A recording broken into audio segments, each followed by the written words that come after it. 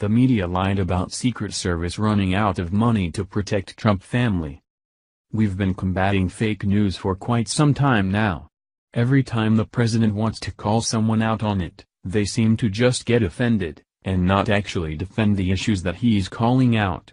This could be considered confirmation of his accusations, or it could just be denial by the perpetrators.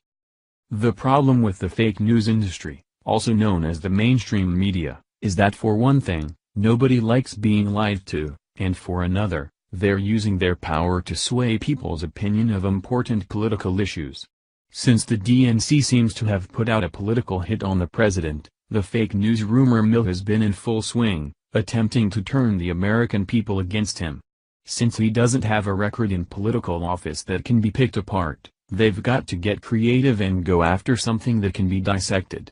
In this case, it's his family and their travel.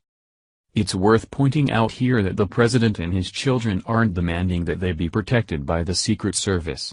This is a necessity that has become apparent because of the violent nature of those who would do anyone in a high-profile position harm. Because the president has 3 adult, married children, 2 of which have children of their own, and the third with 1 on the way, this has meant more people than average under SS protection. Joseph Curl at the Daily Wire reports. USA Today went big, exclusive, Secret Service depletes funds to pay agents because of Trump's frequent travel, large family. The Secret Service can no longer pay hundreds of agents it needs to carry out an expanded protective mission, in large part due to the sheer size of President Trump's family and efforts necessary to secure their multiple residences up and down the East Coast, said the explosive lead.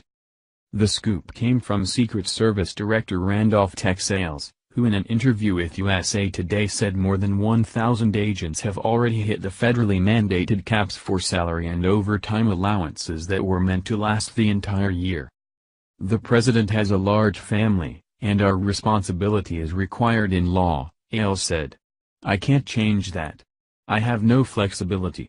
Under former President Obama, 31 people were protected by the Secret Service. Under Trump, the number rose to 42, including 18 family members. CNN got all weed up with the exclusive, Secret Service can't pay agents for Trump and his family, report says. Lots of other mainstream media outlets followed the salacious story, Trump and his family are bankrupting America.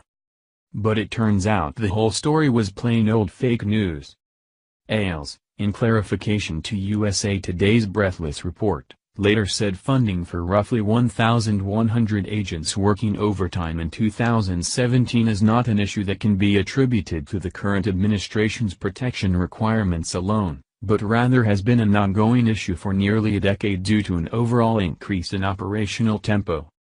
The Secret Service has the funding it needs to meet all current mission requirements for the remainder of the fiscal year and compensate employees for overtime within statutory pay caps, he said in the statement. And here's the really interesting part, it doesn't matter now that the story was shut down. Trump and his family didn't cause the problem, it's existed for a decade. But the story, the fake report, that Trump and his family are to blame, is out there now, alive on the interwebs. Let's be clear, there's nothing inherently wrong with the president having a large family. He didn't make plans 30+ years ago to have extra kids just so he could stretch the Secret Service thin.